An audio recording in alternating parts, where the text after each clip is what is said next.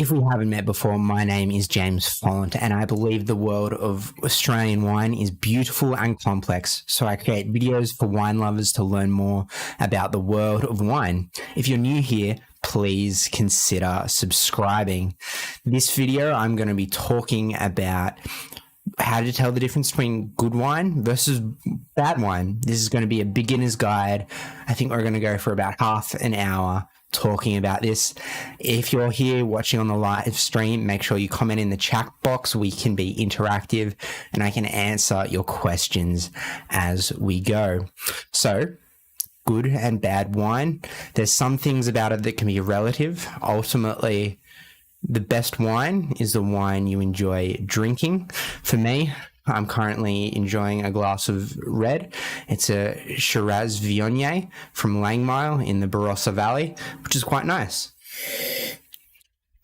And you'll be joining us hopefully again over multiple nights. So 12 wines of lockdown.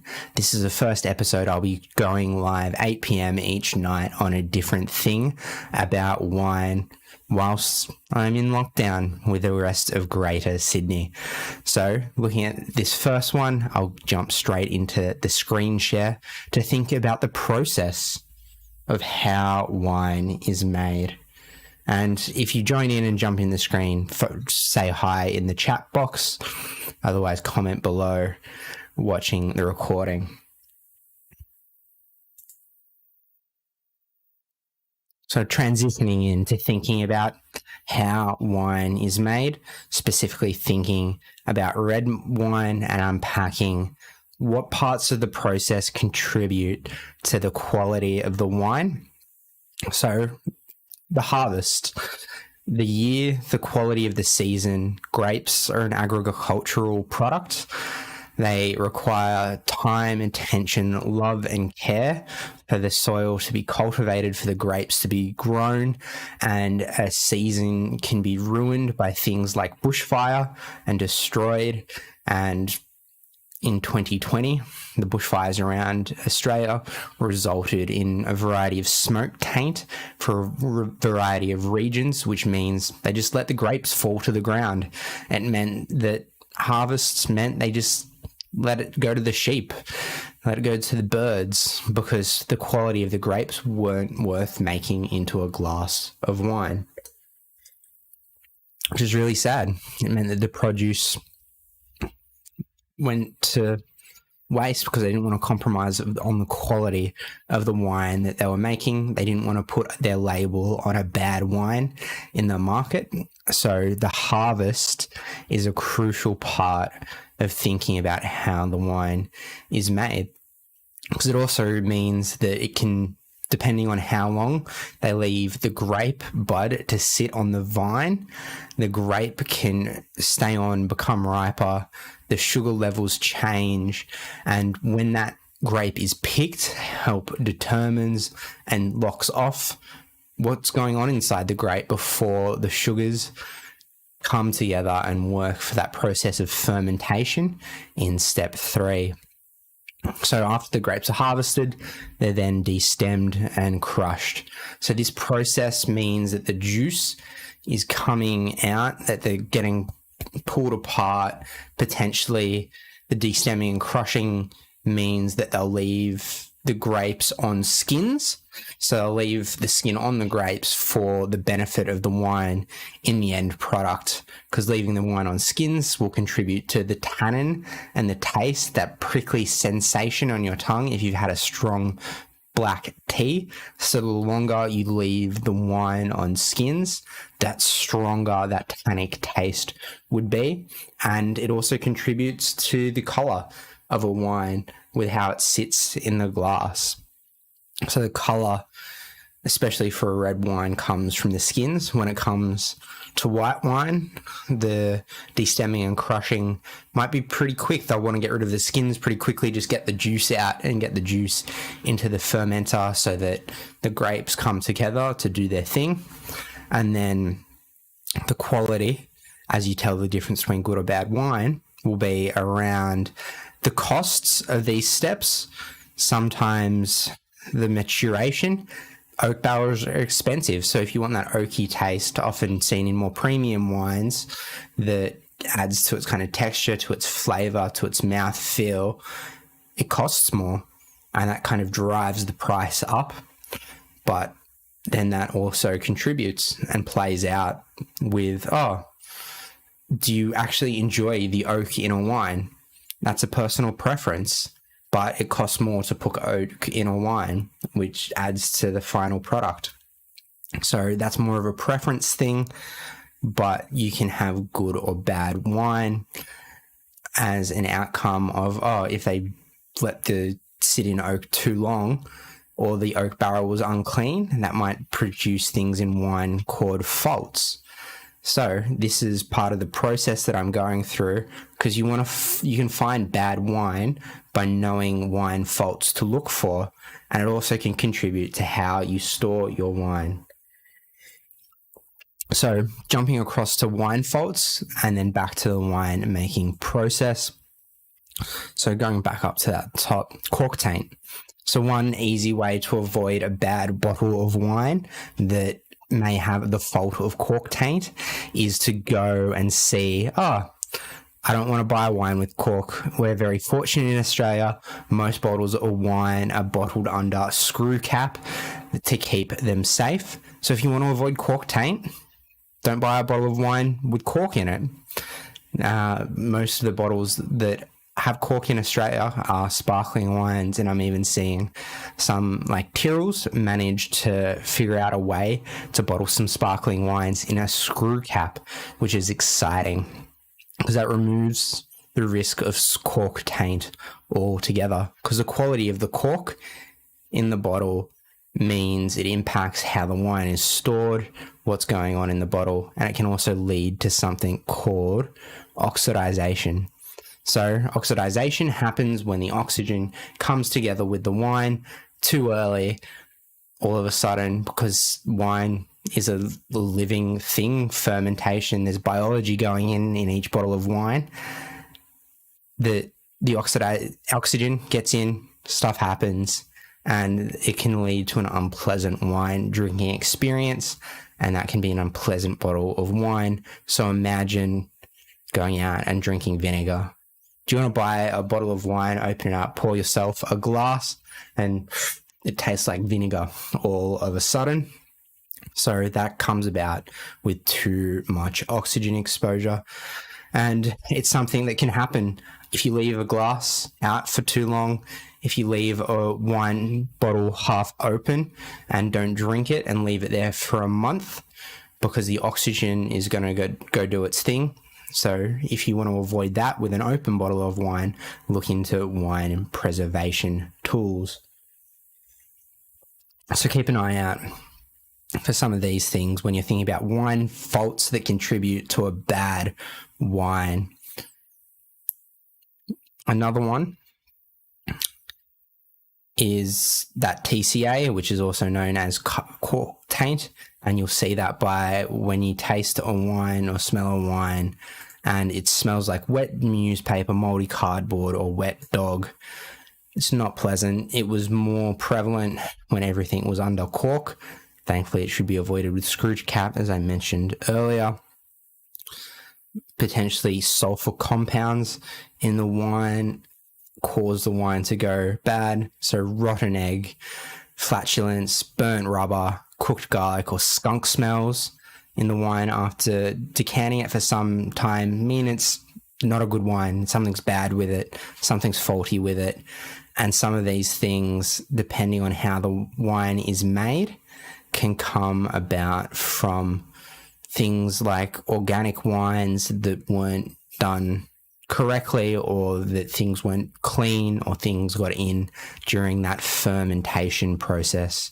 So the fermentation process is where the big chemical reaction happens to turn sugar into alcohol, which means some of these faults come about to make a bad wine, which is really the reason why I went down into the process of how wine is made, to try and describe where bad wines come from, because no one sets out to make a bad wine, but it can happen along the way. Secondary fermentation is something that can be intentional. It can happen inside of bottles that want fizz at the other end. It can also happen inside bottles where you don't want it. I remember waking up one morning and a bottle with a cork in it had some secondary fermentation. The cork had popped out and gone across the room, and because it was being stored on its side, the wine had gone all over the floor. And I suspect that was because there was a secondary fermentation that happened inside the bottle. The bottle wasn't designed to hold the pressure, and comes the cork comes flying out, and it was not fun waking up trying to figure out why the floor smelled and why things were sticky on the floor, and trying to clean up that mess to then realize you had a cork pop out of a bottle because something happened with the secondary fermentation. It was a bad bottle. The other wines that I bought were better bottles, but that was a particularly bad wine. And you can also have things coming about from heat damage. You don't want to leave your wine in the sun. Put it in a cool, dark place if you're storing it, and that adds to if you want to cellar it and see it mature over the long term. But heat damage, you're going to cook your wine. You don't want to cook your wine. It does not taste as nice. The wine smells jammy, sort of sweet, but processed. The smell is somewhat like a wine reduction sauce mixed with a nutty brown sugar type aroma. Heat damage often compromises the seal of the bottle because of the hot air expanding, and then you can also have issues with oxidization because of that. Similarly, light damage, particularly with white wines, if it is too close to a window, the UV can impact it, especially with bottles that are clearer compared to a darker glass or a darker green. But it's more that about being smart with how you store your wine compared to the process of how it's being made. And then we get into kind of taints that come through the fermentation process. If you're like moussy is something that's often found in natural wines, which is why I recommend you avoid them. You don't want them to smell like a hail bale or a farm necessarily, or medicinal. Something's probably gone wrong in that fermentation stage because it got a little too wild in that party. So be aware of that for telling a bad wine. Sometimes it might be a case of looking up the wine before you buy it to see how it's going, and that could be something that helps prevent you from buying a bad wine. And the other thing about good and bad wine, it's not necessarily all about price. So you can think about the different cheap and expensive wines, but there's something that happens. You can only spend so much on the wine making process to improve the quality of the wine, and then anything over and above that becomes things that are invested in things like advertising, which isn't necessarily about the product of the wine in the glass.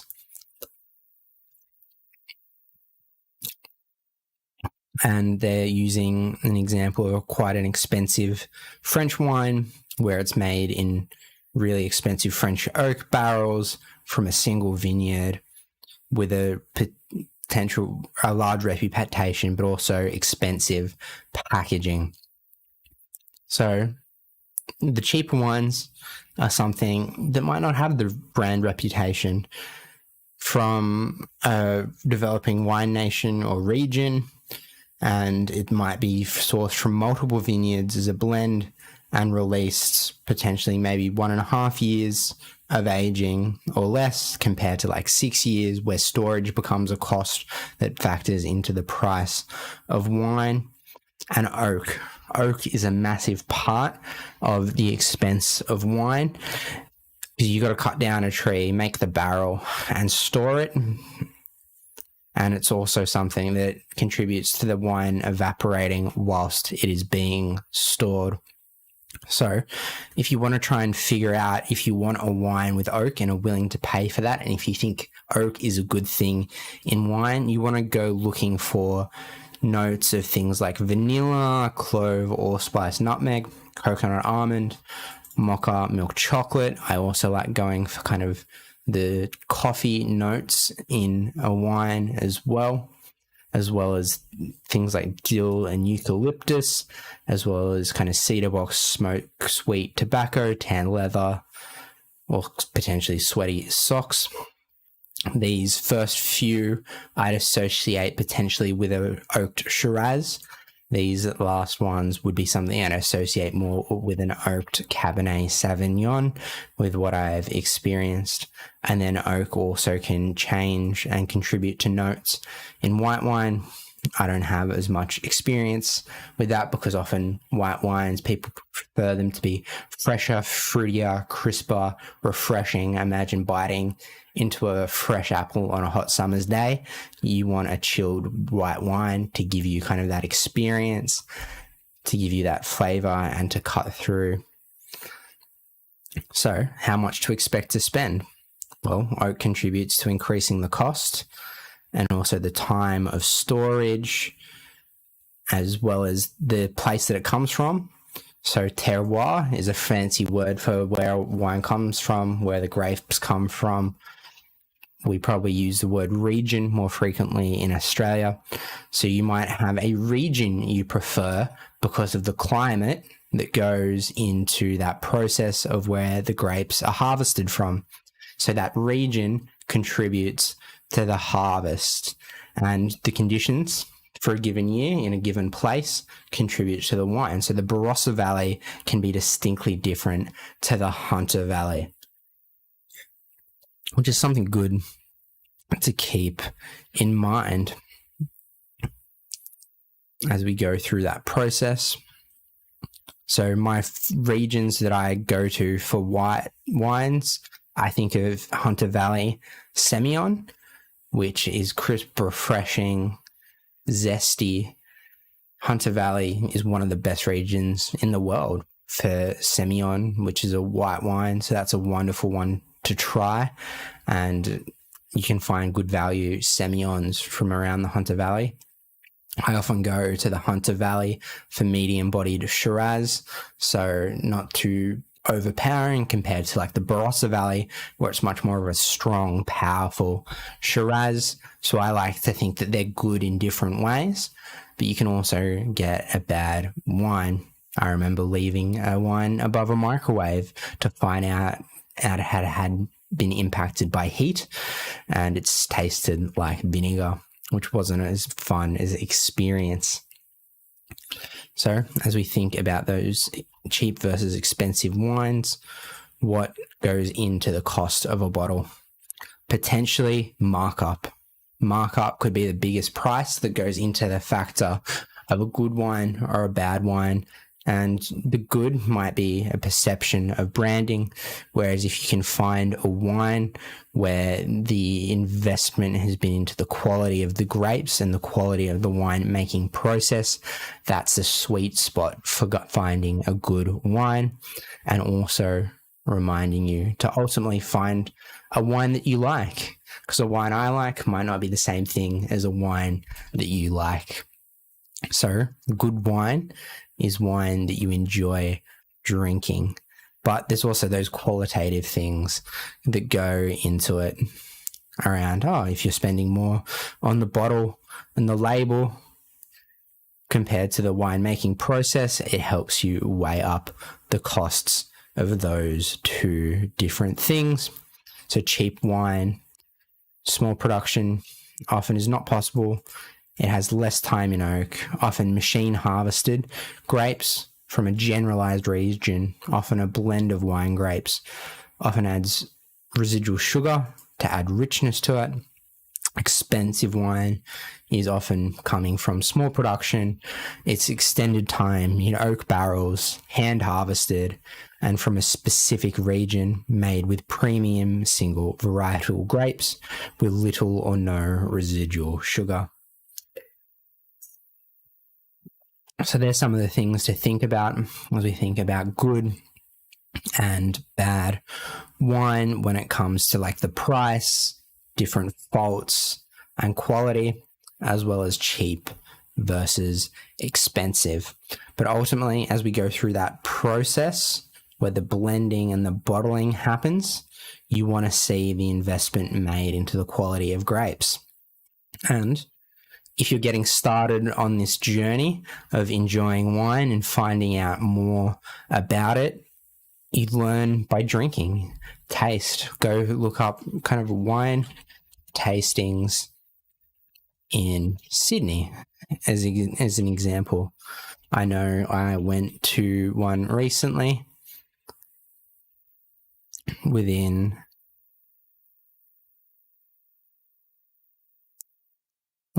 top 10 wine tastings. We'll see what comes up here. So going wine tastings, trying what's out there, find something nearby, all of these scrolling through them, or kind of Southern Highlands or around the Hunter. They probably are a little bit too much. I think, Urban Winery. This one's local to Sydney, so that wouldn't be too far away. So finding places that contribute to the experience, let you try a variety of wines. One I think of is the Handpicked Wines in Sydney. They have a cellar door there, and one of the things I like about them is you're able to find a variety of things. You can view their menu, and the thing about the menu that I like is if I zoom in, they offer some wine flights. So you can go and taste and try. You could purchase a wine flight and taste 4 different wines, all paired with cheeses. And trying wines will help you understand what wines you think are good and what wines you think are bad. What are your preferences? So it'll help you move beyond that kind of stylistic thing of this wine is good or this wine is bad with how it's made.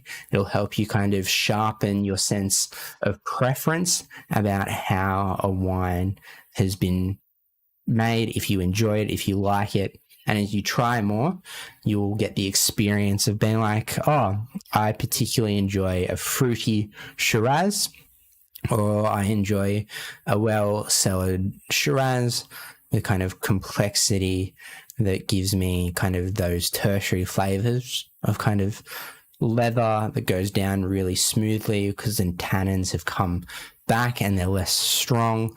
So it's just a really smooth and enjoyable drinking experience.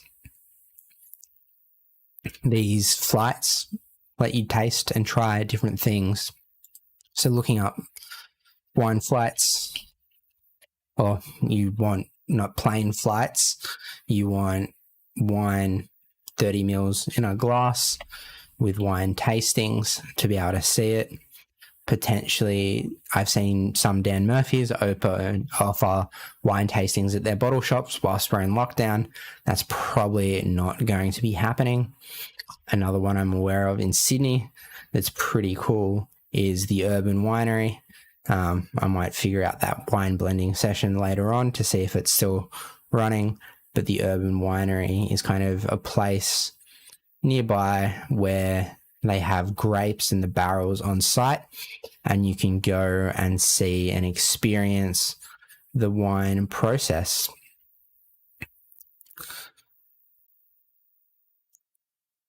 In and around kind of Moore Park, it gives you potentially the tour and the taste would be something that would show you different types of wines and the variety of what they do. For me, I also enjoy finding little day trips. So one of my preferences, I'm hoping they've updated their website since I've been there last, but Tractorless Vineyard down in Bowral. Still need to update their website, but they have a sustainable philosophy going into their wines, and they have a great variety of reds and whites that you're able to try. So you can visit their tasting room down in Bowral to try something. there to see what you like, and those kind of wine flights add to an experience. And there's also food places nearby, and you can get a sense of, do you want to enjoy a Cabernet Sauvignon, something of a Pinot Noir, a Shiraz, as well as they've got some alternative wines you might not necessarily see or come across very often. And those kind of tasting and seeing, that idea of taste and see, helps you understand what kind of wines you do like, you don't like. If you wanted to kind of start somewhere sweeter, you could go looking and exploring wines like Moscato as a place to consider. Oh, this is sweet. This is is fruity. I'm really enjoying kind of the sense of lychees that are going on in this wine. And I think that's what a good wine is for me. Whereas I know for my wife, red wines tend to be bad wines because the tannin, the prickly sensation on her tongue isn't something she's a fan of. If she ever tries a glass of red wine, she already has like a glass of water in her other hand ready to go just to cleanse her palate because she's not enjoying that red wine. So ultimately, good wine and bad wine is something that can be quite subjective and part of the experience of you tasting different types of wine. So just to quickly kind of recap before we close out the sessions, do you have any kind of more questions about good wine versus bad wine? We've delved into covering a little bit of the process of winemaking, wine faults that can come out of that process that contribute to making a bad wine, a wine that is bad, as well as what goes into making a good wine and thinking about how cost and quality play out to give you value in a glass of wine. I'd really love to see any comments in the chat if you've got any follow-up questions, or if you're watching this video back on the recording, please leave any comments below asking questions about things that you have about wine, and I'll be able to potentially answer that in a future video. If you know me, send me a message on Facebook. I'm going to be looking at doing 12 wines of lockdown. Today is wine number 1 as we think about what makes a good and a bad wine as a beginner's guide. I've tried to cover that top level of wines. Let me know how I did. If you enjoyed this, hit like. Help it be suggested with, to, and for other people. And while I give people a chance to ask any further questions, I'll top up my glass because it's empty.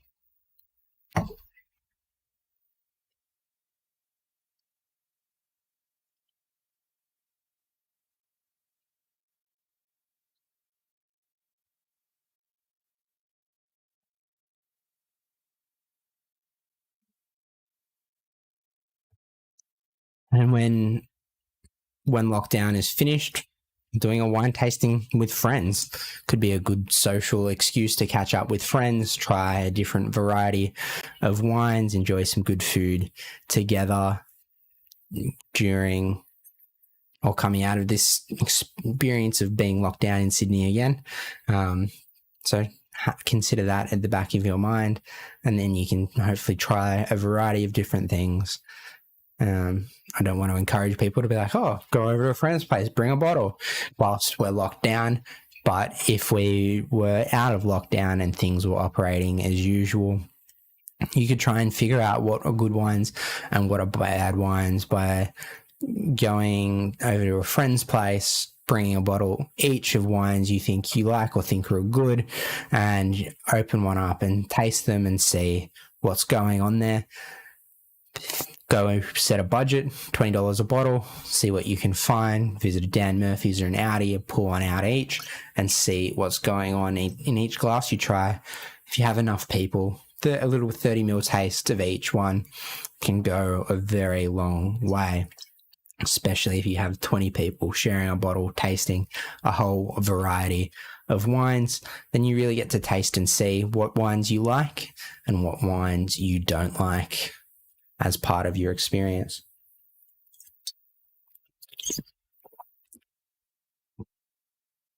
And yeah, good wine versus bad wine. One other thought I had as I close out is how you taste a wine. So knowing a good wine and a bad wine is experiential. It comes through the senses. It's quite literally a sensual experience. So you get to swirl the glass, sniff the wine, inhale the aromas. Don't put your nose in the glass too deeply. Otherwise, you'll actually inhale it and sniff it, and then you have to blow your nose and blow the wine out of it.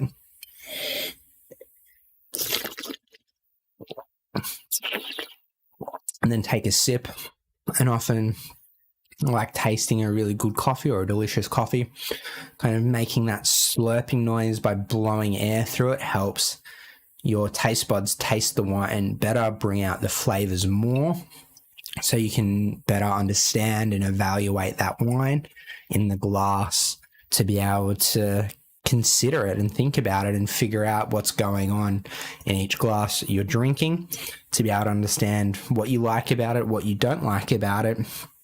So I know my preference of wine, I lean away from Chardonnay because the buttery oakiness is a bit too much to me. It's not quite to my taste, but I can taste a Chardonnay and be like, yep, that's oaky and buttery. I can potentially suggest that to somebody else who likes Chardonnay more than me. But then you can make a good Chardonnay, but for me, Chardonnay is a bad wine. So that's some of the things that go into the consideration of the wines that you're drinking. And remember, wine is best shared with friends and family. Make sure you drink responsibly during lockdown, and hope you've enjoyed joining me here this evening for the first wine of lockdown. We'll be doing this for another 12 days, going live 8 p.m. each night for maybe about half an hour over a glass of wine or other beverage, potentially a tea, depending on how I'm feeling on any given night, to talk about something related to wine as we do the 12 wines of lockdown. Would love your ideas and inspirations for questions to answer for you as part of these coming 2 weeks, whilst we are all having to stay at home in the greater Sydney region. Remember, stay safe, drink responsibly, and follow the government guidelines. I'll stay on for a little bit. If you've got any questions, please let me know. Otherwise, I'll see you on the next live stream.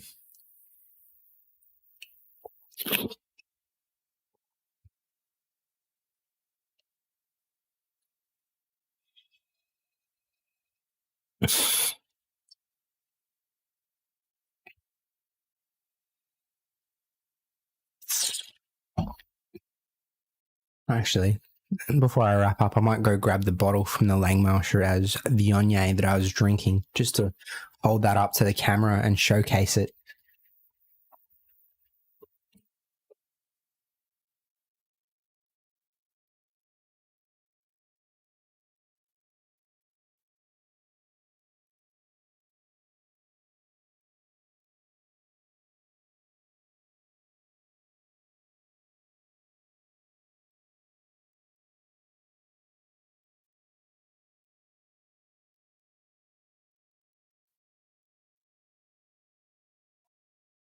Yeah, over the past few nights, I have been sipping on this Shiraz Viognier from 2017 from Langmuir in the Barossa Valley. So Hanging Snakes was something from, I think it came about as kind of like a curse word, but not a curse word, from the original people who settled in the Barossa Valley. People, I think, from a Prussian background that were quite religious And instead of kind of swearing or cursing, they'd often say "Hayan snakes," and that's kind of the story that goes in behind this bottle of wine. Shiraz Viognier is a blend, 97% Shiraz and 3% Viognier, which is actually a white grape, but it helps bring out the red richness of color in this particular wine. So, a little bit of a fun fact about the glass of wine that I'm drinking tonight.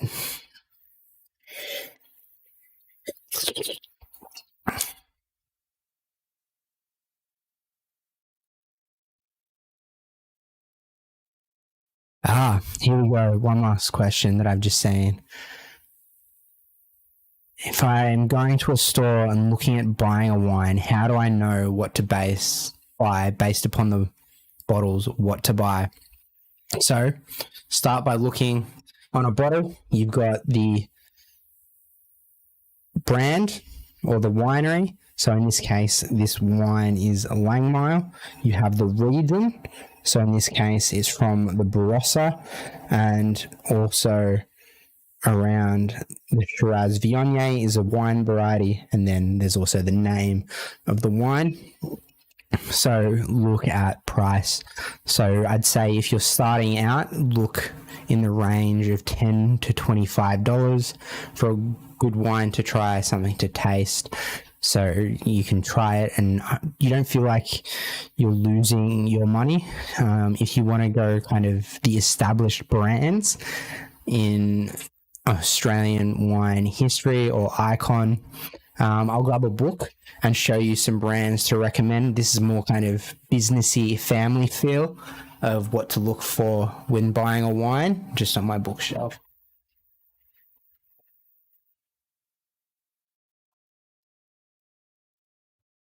So, showing off how much of a nerd I am as part of this, I've got a book about the Australia's first families of wine.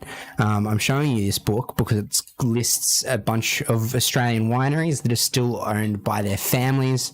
So, as iconic as Penfolds is, or something like McWiggins and how they produce wine, they do a solid job.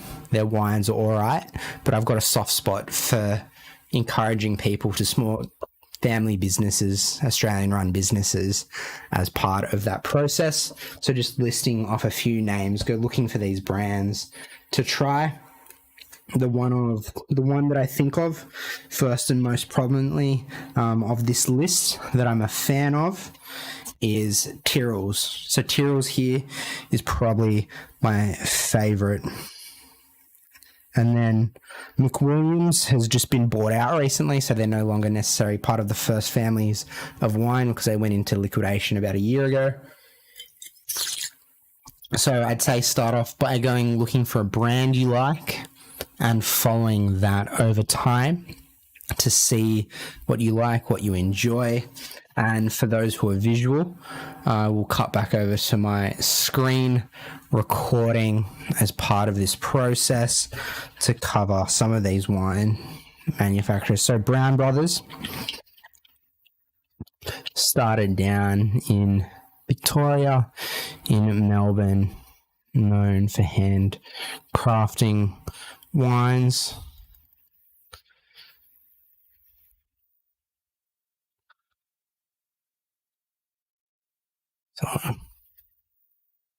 So you find a lot of their wineries at like a bottle shop, kind of the crest and the coat of arms that go across each other. So it's an interesting place to start. Is something like a Brown Brothers Moscato, quite sweet, start fruity. That was part of my kind of genesis for learning about wine. Quite sweet though, emphasis on that. But it's also, the sweetness means it's lower on alcohol content. They also do a variety of other things. So more expensive end, this would be kind of, I suspect, if it's got method traditional on it, this would be maybe champagne style. But if you were looking around a bottle shop looking for some of these brands around kind of, I'll go for a look for Campbell's. Campbell's is another Australian's first family of wine. I haven't really gone to there. My go-to is Tyrrell's, as mentioned before.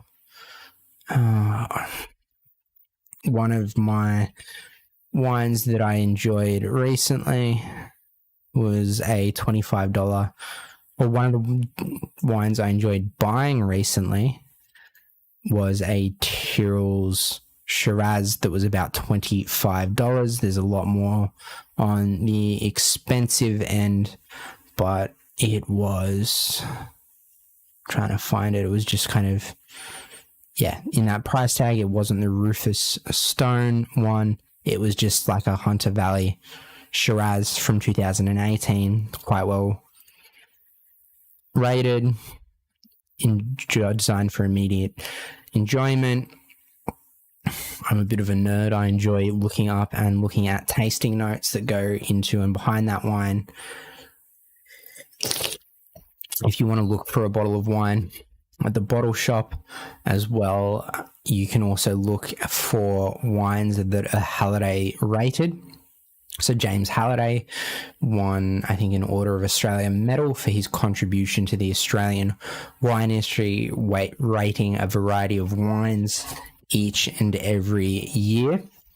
So that's something I have a membership for, and I buy the book for, and I'm a bit of a nerd and I follow. But I think from memory, this was the 2018 version of this Hunter Valley Shiraz. Was rated 95 points, so it's a scoring system rating the quality. To be able to talk about what was going on in it, definitely recommend this one for someone starting out on a Shiraz to get a sense of what a Hunter Valley Shiraz is about. It's also made in a similar method to their more premium style of the VAT 9 Shiraz, which can retail for a pretty penny, $50. Hi Trong, seen your comment, and considering I have a lot of experience, especially compared to me who had never gone for wine. Yep, so thinking about branding, I like to think around kind of, for the person who enjoys wine but not into it like a hobby, I'm thinking about that as one frame of mind, thinking about where to come from around different questions. You want to kind of go and think about under $50, definitely. Try and aim in that range of $10 to $30 for a bottle. I say that because if you find something you really enjoy and think you might want to be able to sell later on and get into this as a hobby, you can probably save up and sell and buy 10, 12 bottles for $30, so like $360 to purchase that and get a sense of what's going on.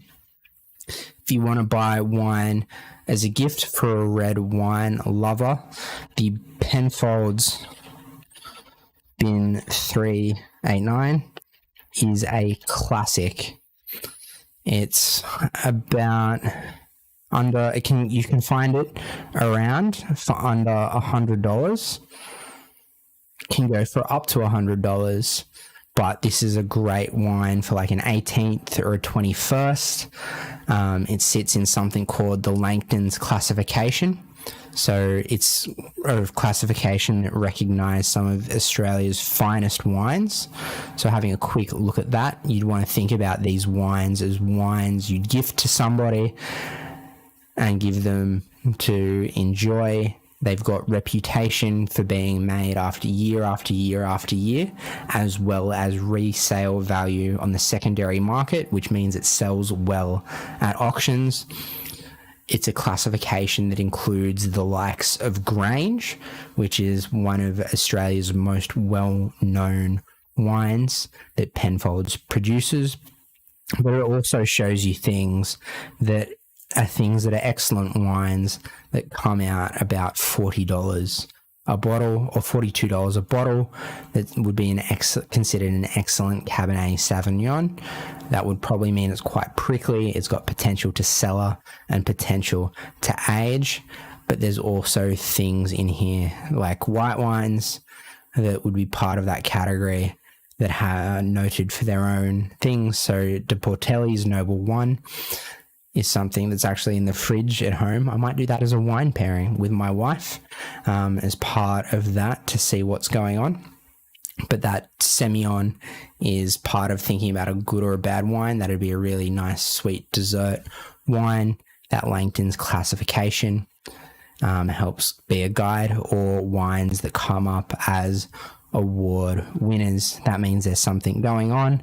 That means that it's going all right. You can go for an award winner, and I'm probably going to give away some things that are in one of my future videos, and then select a price range and figure out something that's an award winner and get kind of like a rough idea of what's going on there. I want to go for the cat amongst the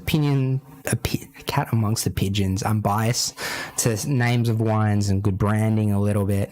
Sidewood Estate, I think Adelaide Hills is doing a great job as a wine region, producing some unique things as a cool climate wine.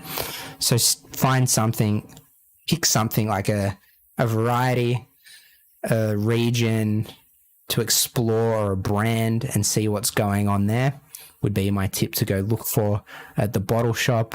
If you wanted something kind of high end, there's something like ridiculous, like Grange, which is like $950 or $1,000 a bottle.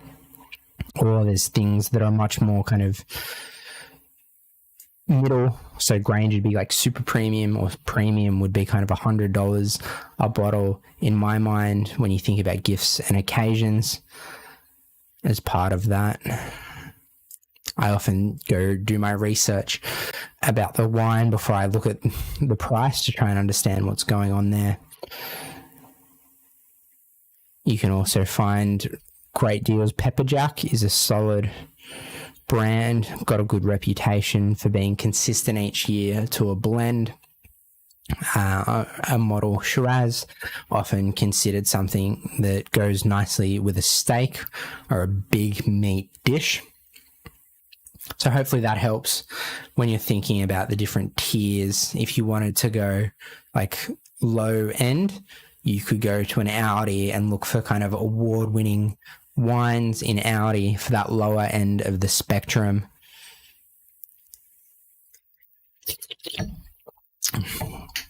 And the good wine is wine you enjoy drinking, ultimately, is the point that I like to emphasize and convey as part of this. But some popular regions you can go looking for are Barossa Valley, Coonawarra, Clare Valley, Margaret River, Hunter Valley. I've got a soft spot for the Hunter Valley and the Barossa Valley. I actually proposed to my wife at Jacobs Creek, so I've got a soft spot for Jacobs Creek as wine. I've got a soft spot for Jacobs Creek as well, and in looking forward to the wine, I'm particularly on the hunt for probably buying a dozen bottles of one of their 2019 releases. I actually proposed over a bottle of sparkling Moscato. So this would be, so this sparkling, the Jacobs Creek Dots Moscato Sparkling was the wine I was drinking when I proposed to my now wife. So I've got a particular soft spot for this kind of bottle, but it's also great value, and it's one we can always afford to keep in the fridge for a special occasion, because I know my wife enjoys sweeter styles of wine where have much more of a taste for the deep red wine. So there's kind of a beginner's guide to what is good wine and what is bad wine. I definitely encourage you on your wine journey, support Australia's first family of wine. I'll quickly find a list of those to kind of keep those brand names up as we close out this episode.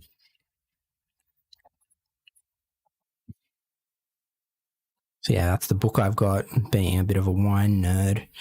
But this was a conglomerate and association that came together to mark what the families that have gone into shaping Australian wine and what is going on there.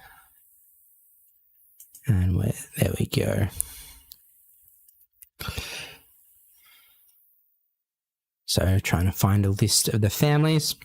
So my first step would go looking for these brands: Browns Brothers, Campbell's, Darenberg, Henschke, Howard Park, Jim Barry, Talblick, Taylor's, Tyrrell's, and Yalumba. Let's go looking for these brands if you're starting out on your wine journey.